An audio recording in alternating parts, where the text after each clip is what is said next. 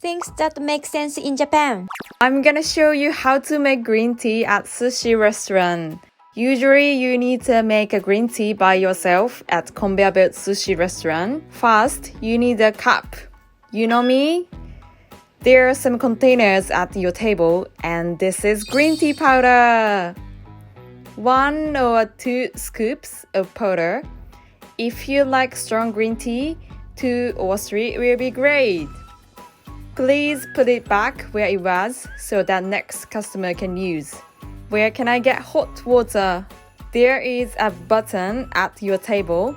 Push the button with your cup and pour hot water.